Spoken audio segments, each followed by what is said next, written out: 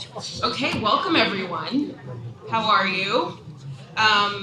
Welcome to this discussion. I'm excited to be here. My name is Rheya Spigner, and I am an anchor reporter for Channel 8 here in Des Moines. So good to see you all. I'm going to start with a few words before we get to our fabulous panelists up here. A little short story before you begin. But we're here to talk about civility and how to maintain that concept and principle as journalists while covering controversial issues. And I want to start with a few words of my own. A couple of weeks ago, I was anchoring on the morning show, and we started to get emails during the show, back to back, one after another. Inappropriate emails about features of the women who were on the show, and one comes in right before commercial break, 5:50 a.m., and reads 3 words: Rheya, N-word, sucks. What? It's okay. I pause. Rheya, N-word, sucks. Oh my God. I paused and had a moment of disappointment and really sadness that this ignorance still exists. I could have gotten angry or flustered. In fact, I think that's what was expected of me. But instead, I chose civility. I chose to understand that this person lacked respect, understanding of historical traumatic events surrounding that word, empathy. There was so much context into who they were in these emails, and although it was clearly wrong, I chose to understand his perspective and not reciprocate negative energy. I chose to address that moment gracefully and then remove myself so that I can continue to live in my purpose of being representation, educating on diversity and inclusion through storytelling and ideologies, and living it. In my first special of the year, I opened standing in the middle of downtown Des Moines and said the definition of civility, which is a formal politeness and courtesy in behavior or speech, first emerging as a cultural behavior around the 16th century, and for lack of a better word, evolved into tolerance as we began to highlight our differences without understanding them. I have learned there will be times as a journalist when you are in the middle of making a decision on how to react or write a story. For me, there has been influence, rhetoric, personal experiences, tones of the entire country that have weighed on me. And in the moment you find your purpose and instinct of why you got into this job in the first place, for the people. So it is your duty, our duty, to at the very least seek truth gracefully and with purpose, which brings me to our panelists. We have the lovely Kathie Obradovich with the Des Moines Register, and Hillman, a freelance journalist, formerly with the Alaska Public Media, and Monicca Scheider, CLTV anchor and WGN reporter in Chicago. Welcome, ladies. Thank you. Okay, I'm going to start off by having you ladies introduce yourself and your specialty and a little bit about your experiences and what you gravitate toward the most in your storytelling. All right, who wants to start? Okay, I'll start because I'm really shy. As Rheya said, my name is Kathie Obradovich. My current position is opinion editor at the Des Moines Register, which is a good fit for me because I have opinions about just about everything. I always hesitate to express them sometimes, but I do have opinions about everything. My previous job, I've been at the Register for about 15 years. I started there as politics editor and oversaw the coverage of the Iowa caucuses in the 2004 and 2008 cycles. Then went on and wrote a full-time political column from about 2009 until a year ago last spring when I moved into the opinion editor job. I've been overseeing our Pulitzer Prize winning opinion staff at the Register And I do still write a column semi-weekly whenever I have time. So I am no stranger to the polarized political opinions that we have in this country. In fact, I have a column right now that's being shelled on Twitter that I wrote about the Iowa caucuses. So, apparently I'm against people who are handicapped participating in the caucuses is what I've been accused of so far this morning. So I'm used to, I am used to that and meet it with a smile and happy that people are actually reading it. I'm really looking forward to hearing what my fellow panelists and you guys have to say. One of the things I wrote when I first took over as opinion editor was encouraging people to offer solutions when they submit their writing to the Des Moines Register. I really wanted the Des Moines Register opinion pages to be a place for people to not just air their grievances, like Festivus for the rest of us, but to offer solutions and to explore solutions. And it's a process. It's not exact. We're not there yet, but it's a process. That's actually the perfect segue to what I do. I planned it that way.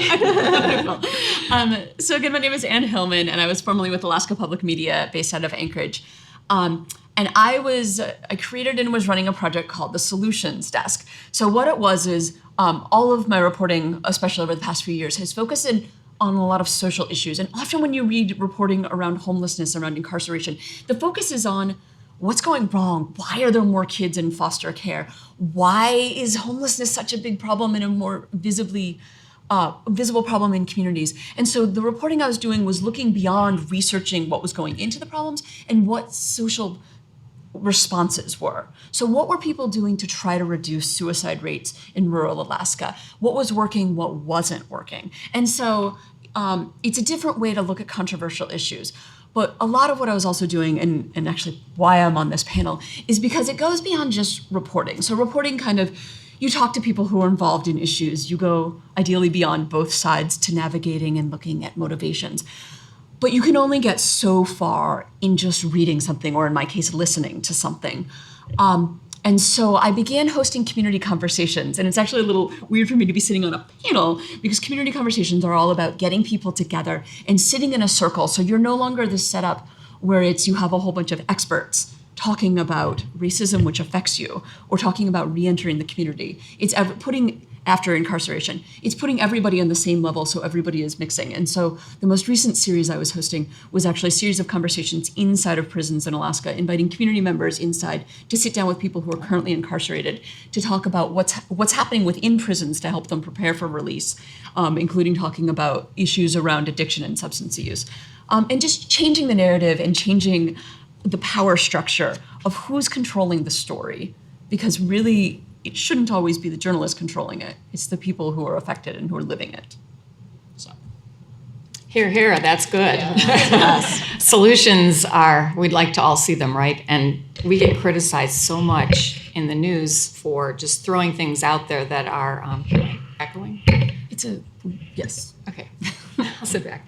That we're throwing things out there that are just, if it bleeds, it leads, all of that, and where are the solutions? But yet sometimes it seems like what people want to tune into is the sensational stuff, so how do you balance all of that? But what you were talking about, actual conversations, I feel that that's so important, and I felt it throughout my career. I mean, basically, I've been a reporter and an anchor. That's been my career. But for a time period, I also co-hosted a sort of news of the day talk show that allowed people to call in. And it was sort of social media before social media. But what I think it was better at than social media is nowadays, because people are just blasting things out. And we know about the negativity, the keynote today, what you just mentioned. The statistics are there. It's turned too negative because there isn't any sort of way to vet it, any sort of way to control it in terms of a decent civil conversation, because everybody's just pinging their stuff out there and there's no engagement. And so what I had liked about that opportunity of opening the phone lines and taking viewers' calls on controversial topics, I looked at my role as being sort of the middle person, the one who kind of kept it in check, but tried to get people on different sides of the issue to talk about it and to just be respectful, and let's get different ideas so we can all be a little bit more well-versed in whatever this controversial thing is. And we've done a little bit of that now at my station, again, just opening the phone lines on controversial topics. And I mean, just even this past week, we started talking about gun control, which is always one of those where people are like, you're either one side or the other. Interestingly enough, the callers we took, after a while, you started hearing people say, well, yeah, I'm all for gun rights, but I'm not with the NRA anymore because of this, this, and this. Or someone saying, about background checks, or saying, yes, we should have background checks. I don't agree with the NRA on that. But then you had a woman calling from Lakeshore Drive in Chicago who's all about gun rights, and she brought up the point about what's a background check going to do when you've got all these illegal weapons coming into Chicago. They're not going to get background checked because there's just a pile of weapons that aren't being stopped at the gang. And she goes, I'm afraid to just go outside of my house. So you're hearing all these different sides, and it's like, yes, background checks will help with one aspect of this, but there's another aspect of this. So, and these are just regular people out there calling in. One was a retired police officer, one was this, one was that. And so for me, that's an incredible opportunity, because you're not just throwing news at someone, they're watching a story that they're half watching. It's hopefully that if they're actually going to pick up a phone and be part of a conversation, and even those at home who maybe aren't going to pick up the phone because they're just a little worried about being live on TV, even though we don't see their face, they hopefully are listening. And so it's just a chance to have an actual conversation versus everybody just throwing their opinion out there in these little short snippets online.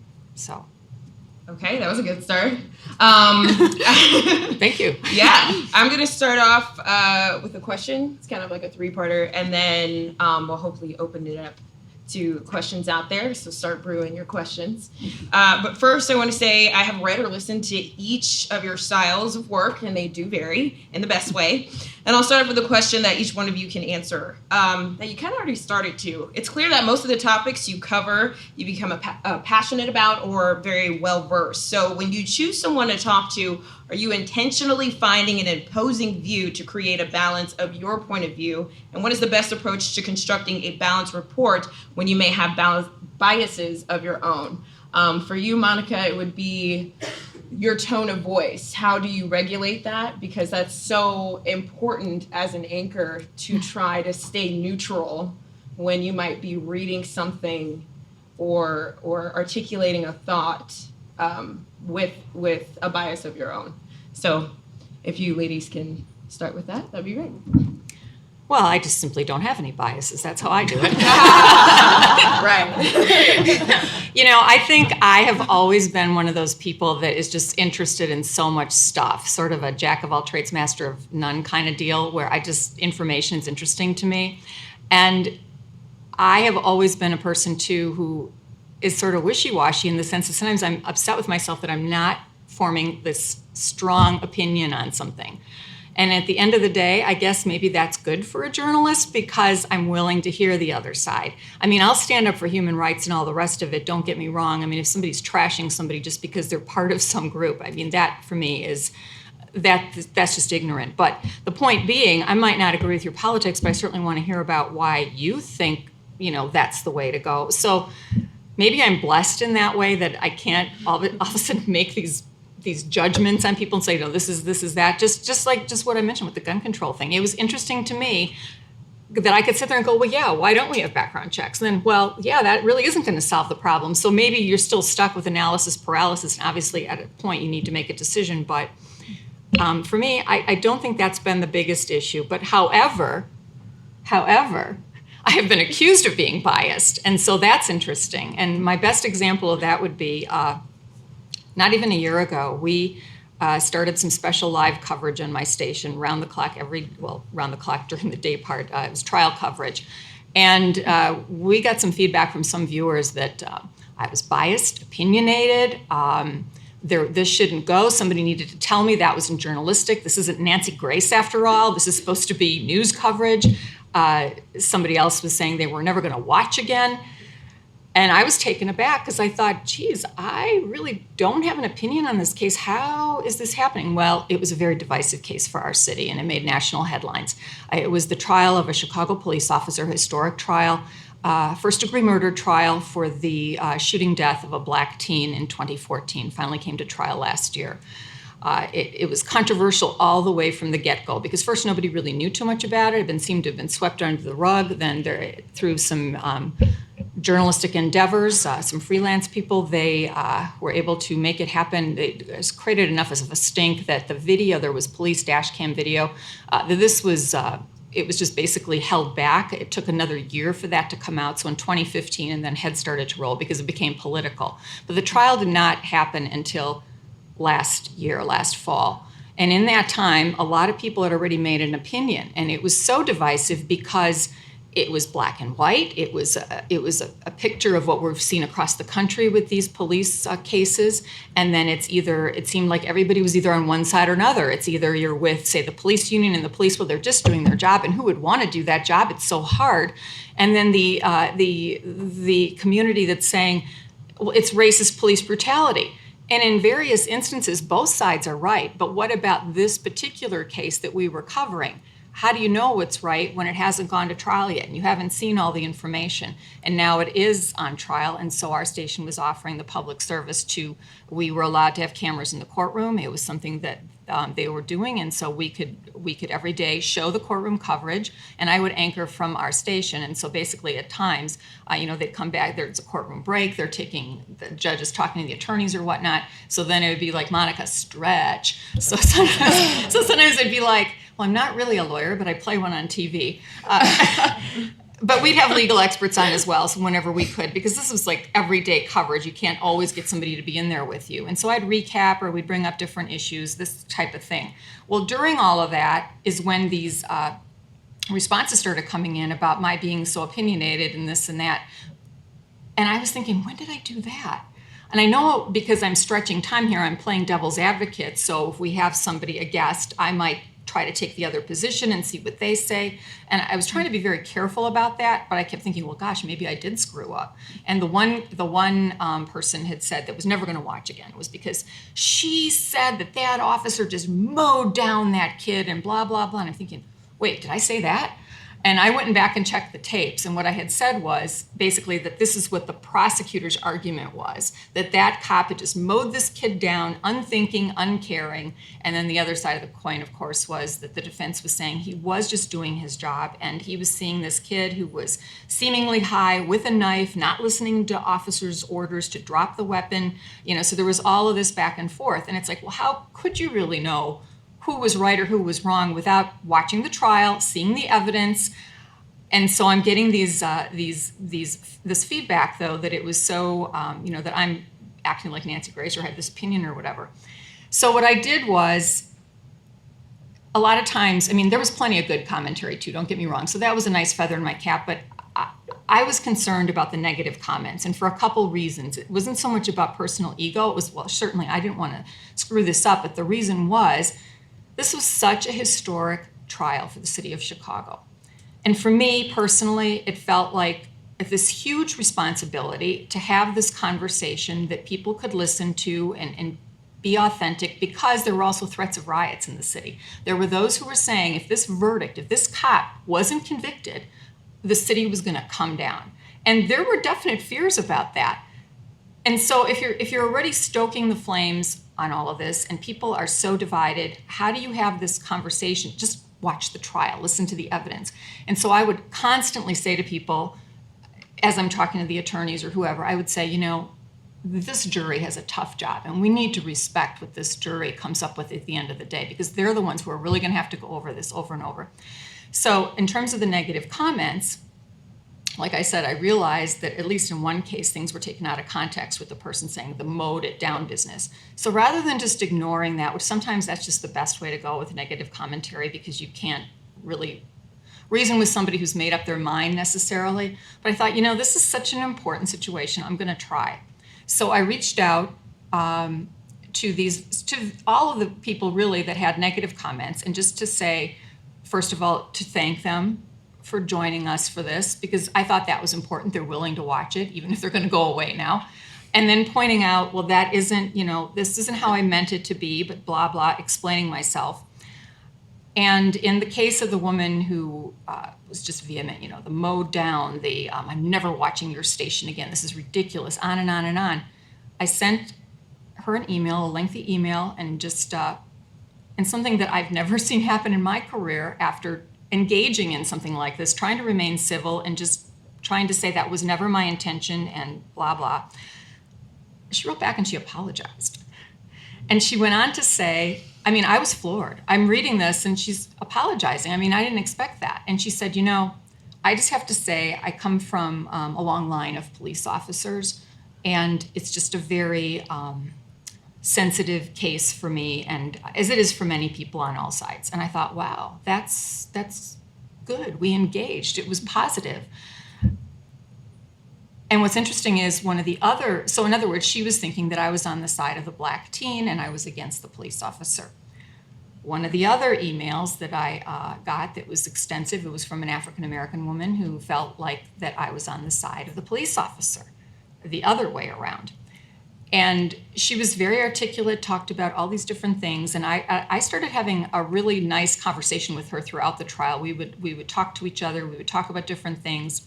And I'd explained to her, well, no, it was not my intention to be, I really don't have an opinion on the case. I'm sorry if it came off that way, and I'll try to be better in check. Well, towards the ends of our exchanges, when the trial was wrapping up, I said one last time to her, I go, so just out of curiosity, because one thing she had said, it was subtle. I was subtle. It was my body language. It was something, I was like, what am I doing that's making her think I'm on this one side that I'm really not? I'm waiting to hear what the jury says.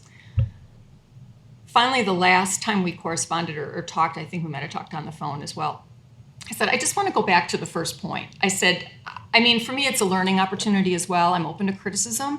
I said, so what is it that I did? What is it that signaled that I might have been on the one side of the case and you didn't?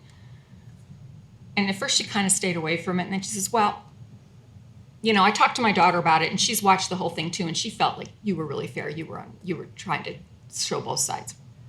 So it was a case of people came in with their preconceived notions, and we can all be guilty of that in life, but it was just an opportunity to not let the anger get there and just try to have a conversation. And I felt like, wow, if we could all do that in our own little individual space, what a difference we would make. Because you're not going to change the world. Social media, whatever, it's all out there, the horse is out of the barn, what have you, but you can change your little space or try to. And so that was my takeaway. People want to be heard. If you're willing to listen, instead of just telling them you're wrong or, whatever, you might end up with solutions. You might. Yeah. And do you want to? Could you repeat the question, though? Sure, yep. I said I've read or listened to each of your styles of work, and they do vary in the best way.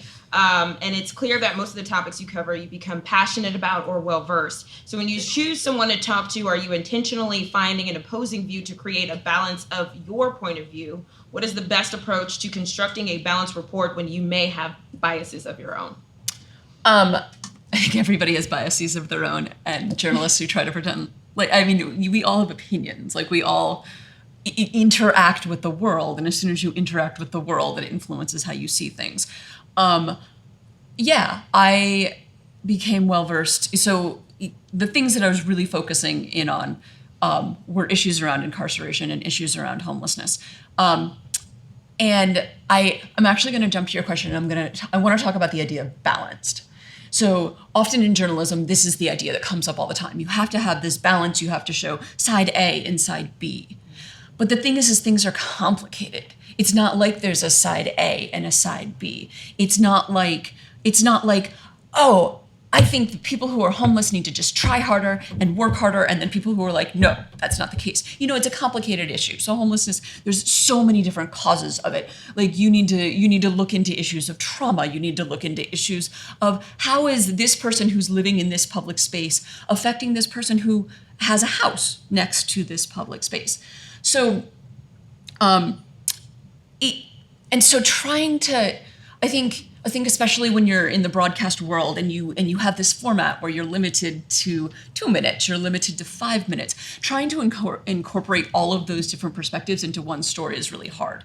And I think there needs to be an acknowledgement that even if your piece is really small, or if you get to go all day on a topic, people aren't going to hear everything you say. That's true. They're going to be tuning in and out. And so with audio broadcast and with TV broadcast, that makes it a little bit more challenging to make sure that people are hearing that you're really covering this entire issue. And so that's why I think conversations, and also more important, in-person conversations that bring people into the same space to interact, help sort of negate those biases, not negate you can't negate things, to help people try to see the full picture. I think in some cases I haven't done that as well as I should. I think it's really important to acknowledge that you can't always pull yourself 100% out of a story because you choose to cover that. And I think it's also important to acknowledge that if you don't manage to accomplish all of that in one piece, you can try pulling it in and making it kind of more of a complete package. I think it's also important to acknowledge when you mess up. And when you think that we're running, we'll move on. But like, there's different ways to, like, you need to acknowledge when you're like, you make a mistake and that maybe what you thought you were doing to cover your biases, you didn't do as well as you thought. Okay. Yeah.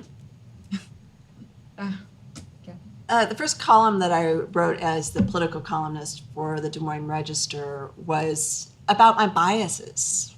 I felt like as I was starting a new job as political columnist that I had to just lay it out there. And you know, at the time, this is still really true today, my biases aren't necessarily Republican or Democrat, but they are ingrained in how I grew up. You know, I grew up here in Ames, Iowa, middle class girl, daughter of a DOT road designer and a nurse. And, you know, all of those types of experiences form who we are. I think I also expressed a preference for Miller Lite over Bud Light, but, you know, be that as it may. As opinion editor, you know, I'm certainly free to air my opinions, and in fact, I'm paid to do so. But that doesn't mean that my opinions are what shapes the opinion page. The opinion page is supposed to be a place where everyone, readers, everyone can offer their thoughts. So, so the balancing act that I try to do on the opinion page is, most of our staff-written content leans to the left. We have a full-time opinion columnist, Rheya Spigner, who is definitely on the left side of the spectrum. The editorial voice of the Des Moines Register historically has been left-leaning. And so part of my job is to find voices to offer different perspectives to what people might be reading from the staff. We also have some freelance conservative columnists who write regularly, and our liberal readers hate that that we, you know, would stoop to offering that, you know, that perspective that they don't care for. But you know, we're basically looking for over time and over you know, over the whole of the opinion content that people are reading, they can see, people can find something of their own perspective there.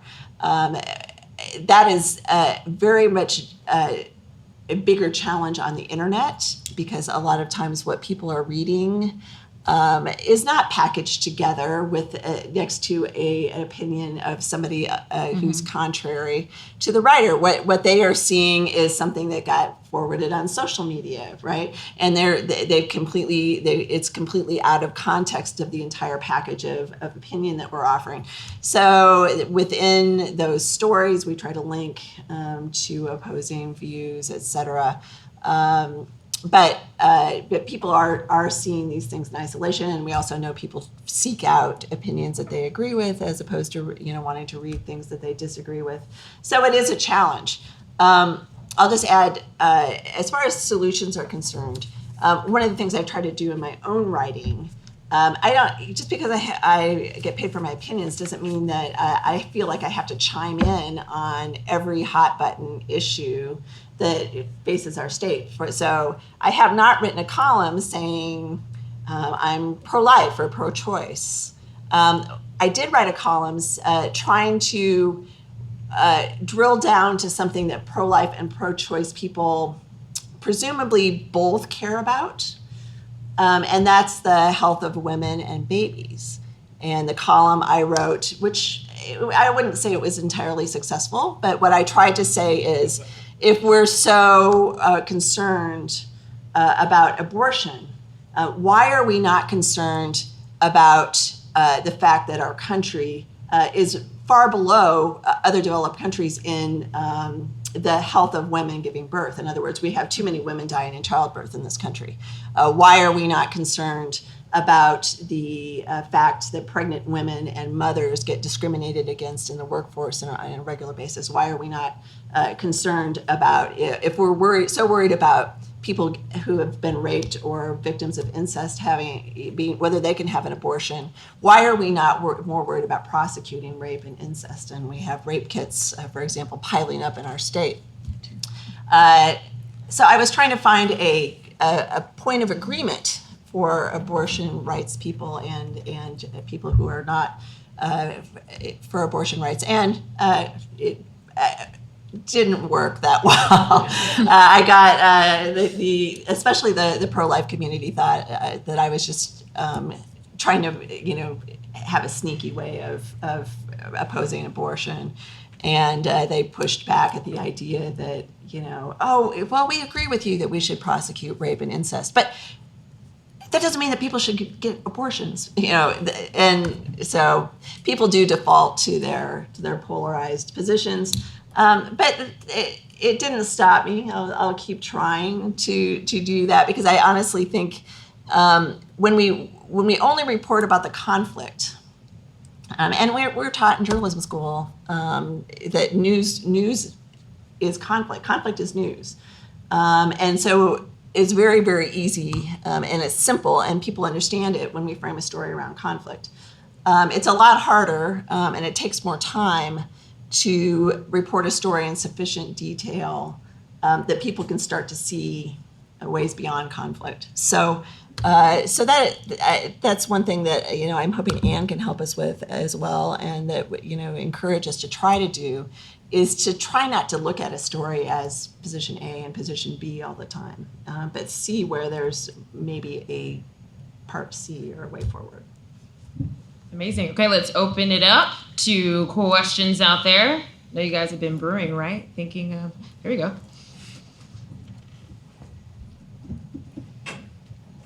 Bring up a question.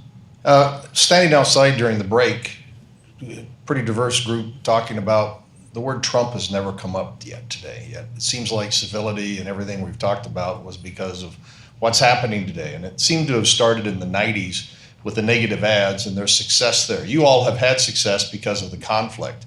How do you, the bait clicks, as you call it, for how many people are watching to see who's looking at what, to see if you're trending the right way.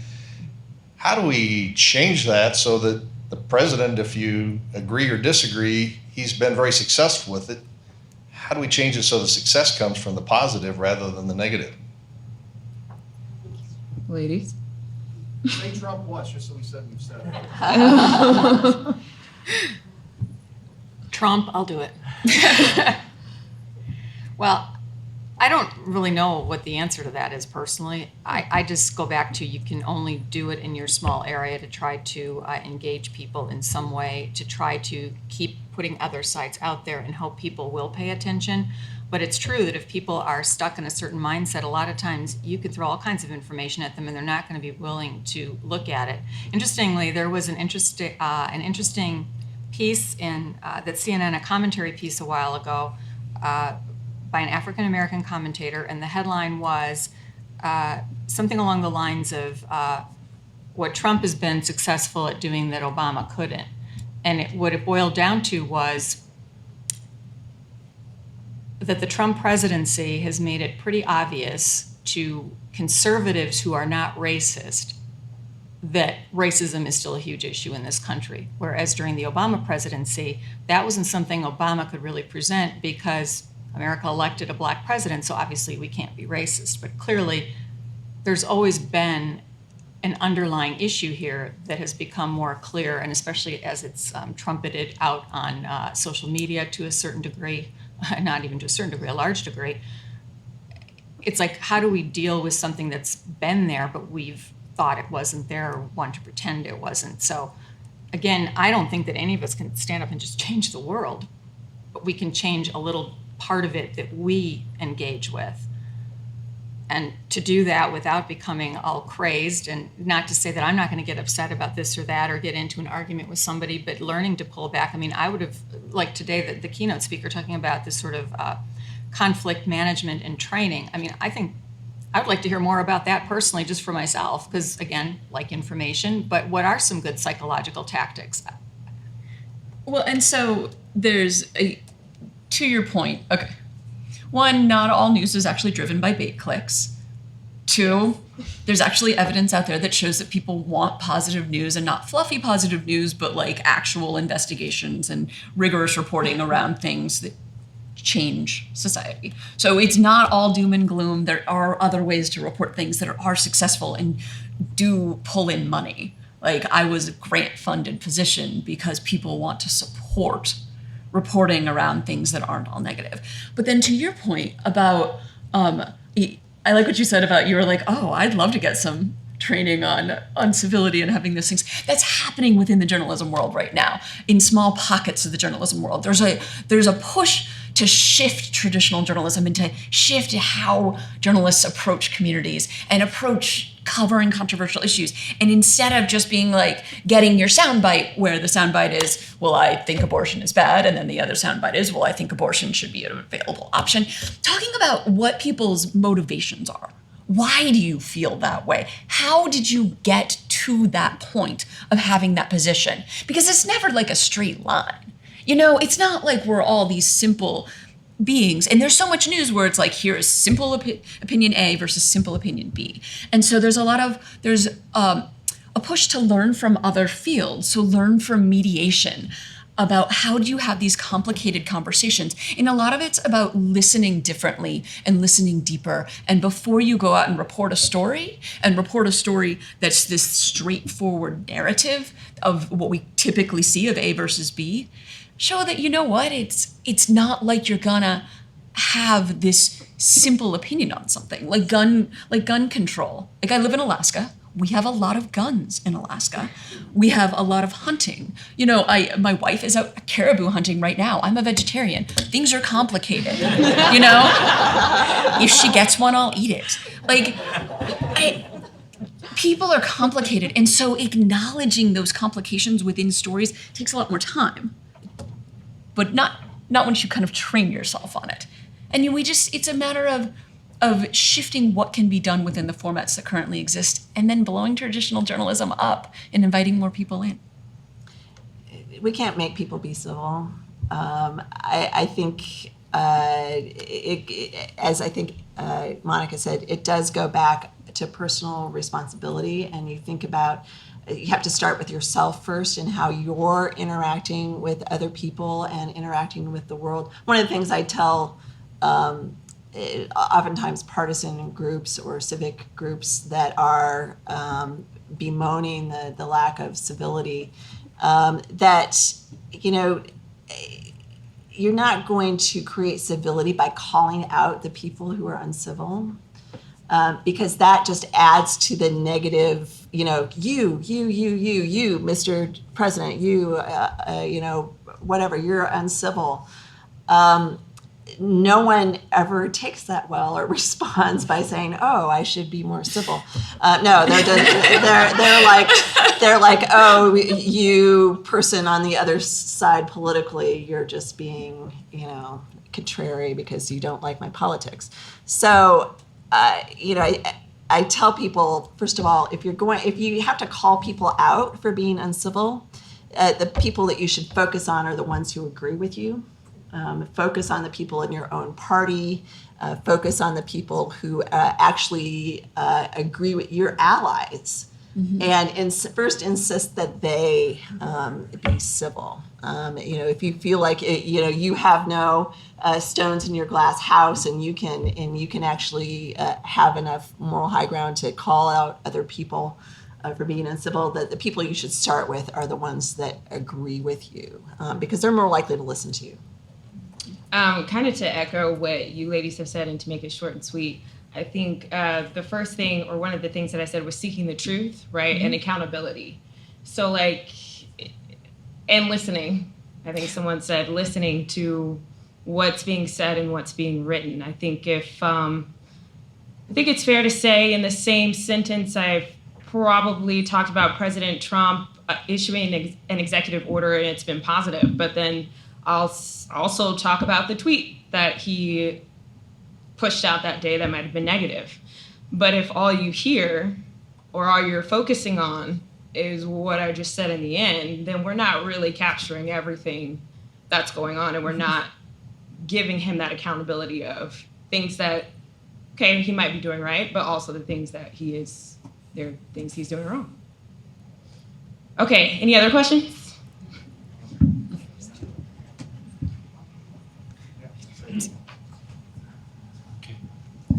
Yeah, my question deals with when you get that negative tweet or comment on social media, especially for those of you on TV, how do you put on that happy face or go on the air, and then how do you not have that impact in your personal life?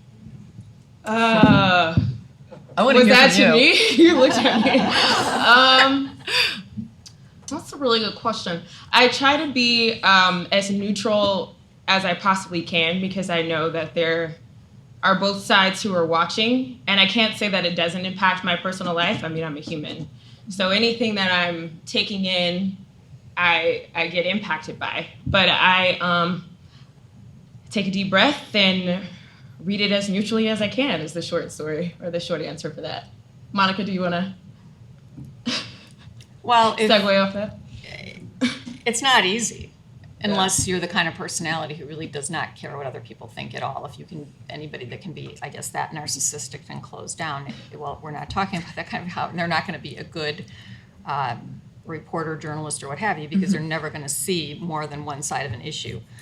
So, yeah, we're human beings. It's not easy. I always look at the criticism as a way to try to gain some kind of knowledge about myself and to improve. And if beyond that, if somebody, you can't engage with them and you can't talk about it, you just have to let it go. You have to realize that you can't change the world, but perhaps with somebody or another. But yeah, the job is to get out there and not let it show. Okay, they're not paying you to get on camera and just lose your brain. So after a while of doing it, the nerves and those kinds of things go away. The camera turns on and you just know what you have to do. I think some of the difficulty still ends up being like being out in the field, and I'm not doing that as much these days, but when you're out there and under the deadline pressure to get a story, and you're somewhere where, the story in whatever way is controversial and people get in your face, and you don't have time for a big discussion, but you're trying to de-escalate. I mean, I've had people in my face and they've actually scared me, just because I'm like, I don't feel safe here, but yet I have to get the job done. I have a deadline to get back to get this done. So my approach was always to just not engage, de-escalate, do the psychological thing as best as I could, but I wouldn't mind having more information just in everyday life, because you're hit with something crazy, and what do? You can use the tools that you have, but that doesn't mean that they'll work. But as far as the job goes, you do it long enough. I used to say if there was a fire around me, I could keep going. The studio was on fire, I can keep going. Hopefully I'd be smart enough to get up and get out, though, before it's too late. Were you also saying like a negative tweet towards us, or when we have to read something that is negative, or like, let me clarify exactly what you're saying. Mostly what you feel a personal attack. Okay. I took that as something else. How do I continue to go on air?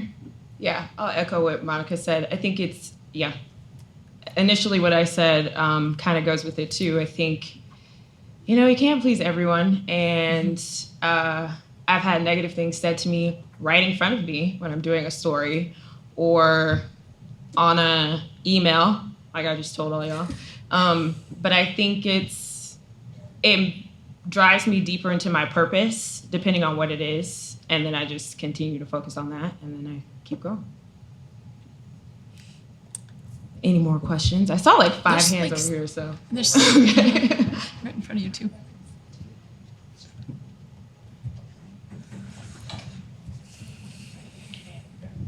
Rheya, oh wow, oh there, nurse. Rheya, I just wanted to say you're such an inspiration. You stay true to your word and you just tell it like it is. So I really appreciate that. Thank you. You really do. Thank you so much. You don't take any mess, and I appreciate that because I don't either. But the question that I had is, we had talked about, working with allies and trying to get our word out, and not trying to put all the attention on the people that are saying the negative things. But when these negative tweets, or from anyone, not just Trump, but from anyone. I teach here at Iowa State in the Women's and Gender Studies program. I'm an assistant teaching professor, and so we talk about feeling safe and safe spaces, and how can I be a contributing member of society when I'm told time and time again that I'm not, that I don't matter, that my identity doesn't matter. When we try and ignore or not put so much emphasis on the negative, that's all great, but when that negative is dangerous to my students and telling them they don't belong here and that they can't be a member of society because of the color of their skin or who they love, then that's what I have a problem with. And so I really feel that we need to, I understand, treat people like you want to be treated or turn the other cheek sometimes, but when these tweets or when other things from students in the class become dangerous to others, that's what we have to stand up for. I think working with allies is great, but when it brings danger to my students or myself or other people of the Iowa State family, then we can't just ignore that. We have to call it like it is and talk about it. And I think a place such as this at the summit and what President Winterstein's trying to do, we're trying to get in the right direction, but I don't think just ignoring and not giving emphasis to the negative is going to get us any farther. We need to call it like it is. So thank you. Do any of you want to add to that? I mean, I don't feel like anyone's saying that you ignore that. Like you can't ignore discrimination. You can't ignore hate because you're right. It affects communities, just like it affects reporters every day when we experience it directly. And I don't think anyone would argue that you ignore that. But it is a different way. I think the conversation that needs to be happening within this industry right now is how do you cover that without amplifying it? How do you cover that without it just being another megaphone for white supremacy? And so that is a complicated conversation. I'd love input on. Yeah, I think it would be clear that, and I hope people aren't getting from us, and this happens sometimes when we talk about civility, people think, oh, civility means that you can't stand up for your principles. No, absolutely not. In fact, it's the opposite. We want to encourage conversations so people can stand up for their principles in a way that will be heard. And a way that can be understood, as opposed to just shouting out into the abyss and people being turned off because of the way you're communicating. I think on a personal level, I have to find those moments where it would make the biggest impact. So, and I think that's what we always try to do as journalists. But again, on a personal level, that wasn't the first time I've been called the N-word or out of my name. But to say every time that I have would be desensitizing in a way. And I want, in that example or in that scenario, I want it to be emphasized in the appropriate way. And I want it to be put into a context that's a bigger message and a bigger issue. So instead of putting on Facebook, I got called the N-word today, now I'm talking to a room full of incredible people who have heard this, and hopefully that inspires them in a different way. So I don't think it's ever about ignoring it. I think it's always how you do it and when you do it. And I guess I also want to add to that, another thing that journalists can do is just create more awareness. So a lot of negativity often stems from just ignorance and not interacting with people who are different than you.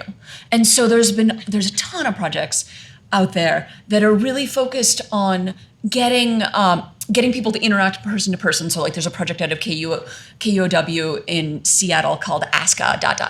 And so they create events where they like had Ask a Muslim, Ask a Trump supporter, Ask a formerly incarcerated person, where they help people who have never had the opportunity to interact with people with a different lived experience. And they create a setting where it's safe to have conversations and learn from each other. That's why I was hosting conversations inside of prisons, to create a safe space so that people who have never encountered the criminal justice system can learn more from people who are part of it and how that affects them.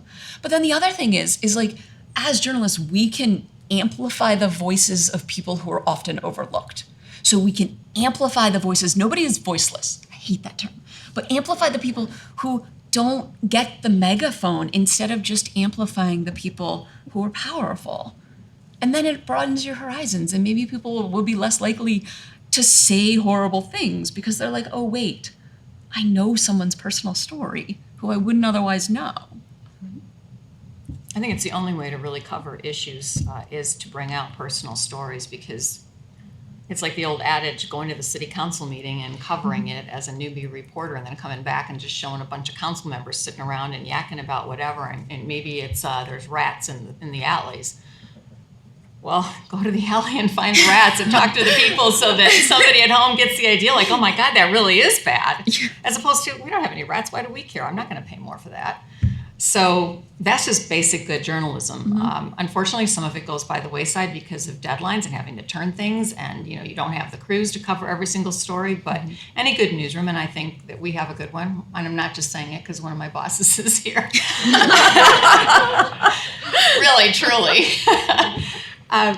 We're stuck with having to do some of that quick turnaround where you just get that stuff on, but there's also a lot of enterprising of stories, trying to get guests on, trying to give different perspectives. But what we can't do is get somebody to sit there and watch all day long, just like during the trial coverage where they hear what they do. And I guess the part that I didn't add, the woman that apologized in the bit about, I said mowing him down, she admitted that, well, she probably just heard part of what I said as she was walking through the room or something. And that's how we're living nowadays. We see something, and all of a sudden we've got this whole story in our head about it. So we have to police ourselves, much less, policing the rest of the world. But again, anytime there's an opportunity for a conversation, and so the stories, the stories that we do that shine a light on, the problems, and I believe in our newsroom we do try to do that with enterprising stories and whatnot, or getting more information where we can, so it's always a balance. And I'm always a stickler with the producer, and I don't even care if it's a fluff story that you're just thinking is the cute dog. I'm like, we can't show all these shootings and not have something happy at the end. Please, I'm ready to slit my throat, so just, give me a cute dog. Okay, let's go on to the next question here. Anybody else? Okay, I don't want to compete with whoever probably has a better question than I, but let me go ahead and ask the question this way. I'm always disappointed when I hear public officials will make some kind of a statement and then all of a sudden their firestorm erupts, and then they apologize for not anticipating the reaction to that. In your newsrooms, in your own work, you have your own focus group, if you will. So when you are writing, producing, preparing these controversial stories, how often do you talk with the other people in your newsrooms or the people you're working with and saying, okay, did I include everything I needed to include? Should I take something out? What am I missing? You perhaps, from your background, have a perspective that's different from mine. Help me shape this story so that it makes sense, that I'm not missing something, I'm not including something that I shouldn't have. How does that work with you folks? Well, in our newsroom, well, first of all, I think that there is sort of a collaborative feel. I mean, I know that I have done this with other people in the newsroom, and they've done it with me. Like, well, what do you think about this line or the way I'm phrasing this or that? And we'll just sort of help each other out. But at the end of the day, Sandy Pudar, who's here, who's our assistant news director, and Jen Lyons, our news director, who is an Iowa State alum, by the way, just couldn't be here this year. they're very big on, checking these stories before they make air and looking at potential, changes and whatnot. And it is because when you're just covering more than just this just happened, and you're getting into these different areas, I mean, there can also be legal issues, but it's more than that. It's about just, is it balanced? And those discussions are had with the reporters in our newsroom. And, maybe we need to think, and they don't really dictate, but it's like, maybe we need to think about changing this or that. And just, everybody's working towards making it a better story. And when I've been out on things, I appreciate that. Like, I remember once an executive producer that I did not particularly get along with, but she made a point, and I said, that's really good. I'm open to it. And I like that we're able to collaborate in that way. But I can't speak for other newsrooms. I mean, there are places where it's very, I do know from past places where I've been where it can be very competitive, or people could be very rude, they're screamers, this and that. I think we're blessed we don't have this sort of a newsroom, and I sort of have to credit management with setting the tone there. But in an organization, nowadays especially, I would find it hard to believe that, again, a controversial story or something that in depth would make air without being checked, just because you don't want to open the door to litigation, if nothing else. In our newsroom, we do share, and we're very collaborative. The column I just mentioned earlier that I'm getting shelled on Twitter for, I ran it by a couple of other people in our newsroom who had been reporting on the story to say, okay, do I have this part right? Do I have that part right? But we do go, I think we also go beyond just the newsroom, which can be a fairly insular group sometimes, to talk to our sources and people outside the newsroom. And I think most newsrooms will say, don't send your story before it publishes or airs to a source in its entirety. But I have sent excerpts of stories, a paragraph, to a source and say, is this correct? Is it fair? Here's what else the story says. Who else should I be talking to?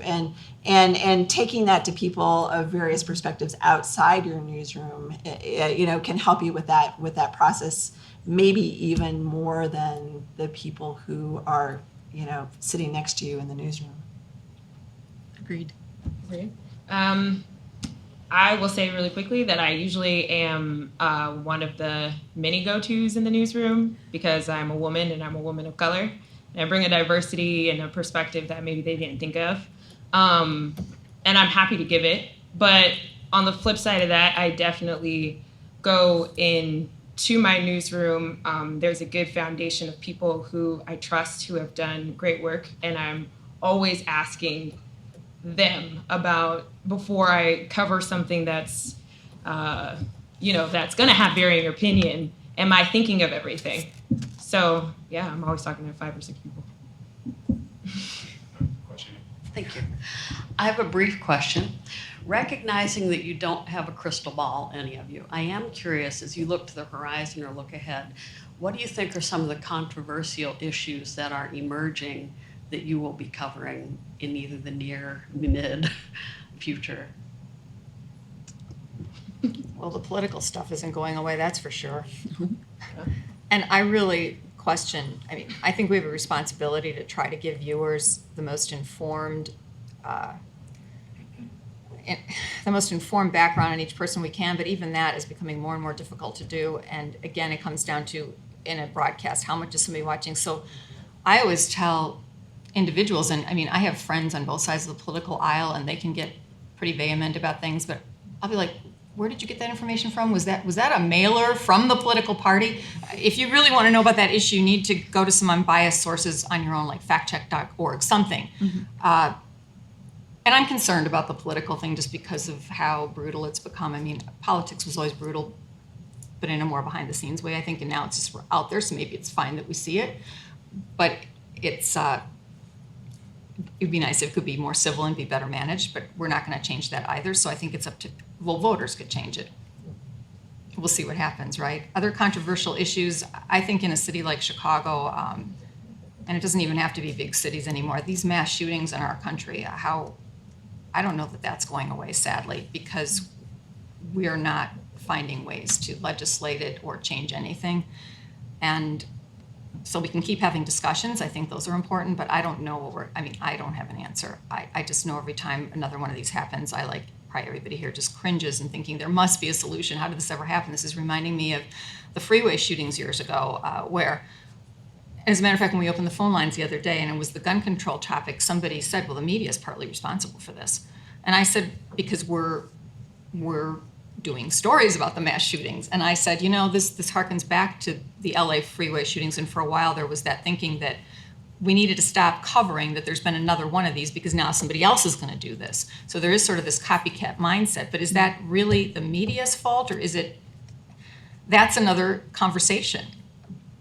But so how do you cover it then? Do you stop using names of the people that are involved, but just let the world know that this has happened yet again and we need to find a solution? I mean, one thing we already do is with gangs, we've done this for years in a city that has a heavy gang problem. We don't say which gang it was and this and that. As much as possible, we leave that information out because we're not going to give them additional notoriety. So now that they're covered on television, but how do we just pretend it didn't happen? So we live in this sort of sugar-coated world.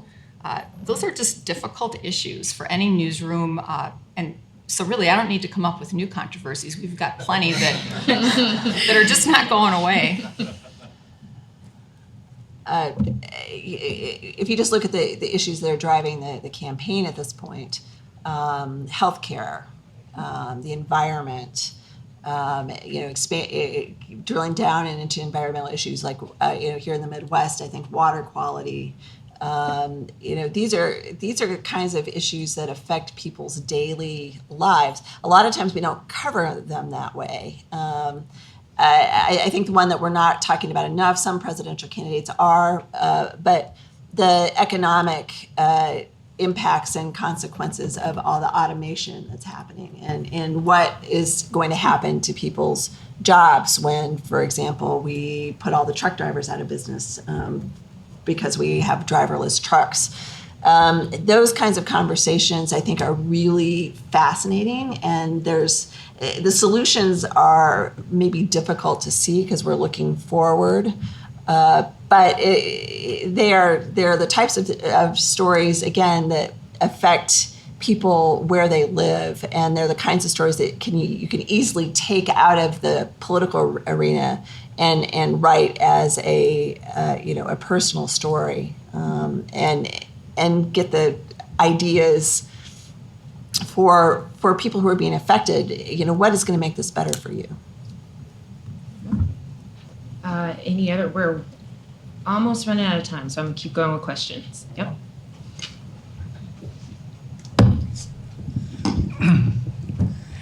I think you may have already addressed this, but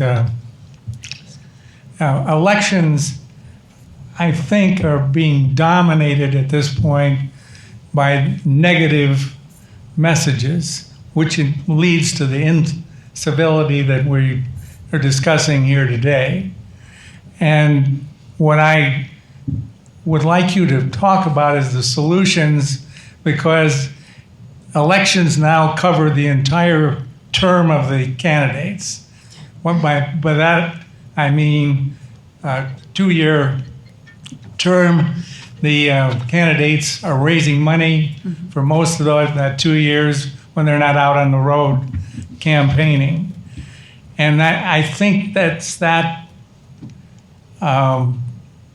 entire envelope of incivility that continues to keep us from addressing the kind of issues you just were talking about, because you need some kind of compromise and progressive, positive approach to getting at those solutions. So what is your proposals for solving that conundrum in terms of getting more civility into the campaigns and creating a positive environment for the solutions of the actual problems we do have? I think it's got to start with voters, honestly.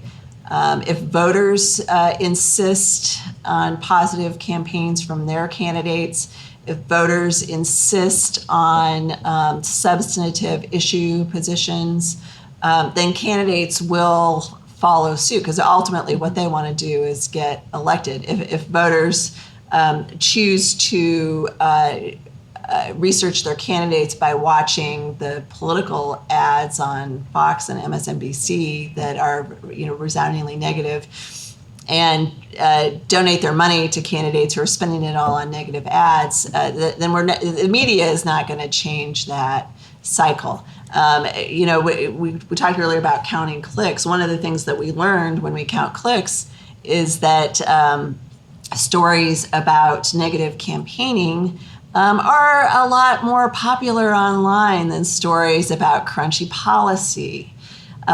Go figure. People like to read and share things that they have an emotional response to. So I think as voters, we've got some responsibility there. I think what we have to do as media is find ways. Are we not going to report on candidates' negative messages and dirty tricks? Probably not. But what we can do is keep trying to find ways to make that issue-based coverage of important issues more interesting to people, and take that challenge to present that information in ways that readers today, who are just headline scanners, who are they're watching videos on their phone instead of reading the newspaper over coffee. We have to find ways to engage those people and tell those important stories about the details and important issues in ways that these folks are going to be able to engage with and absorb.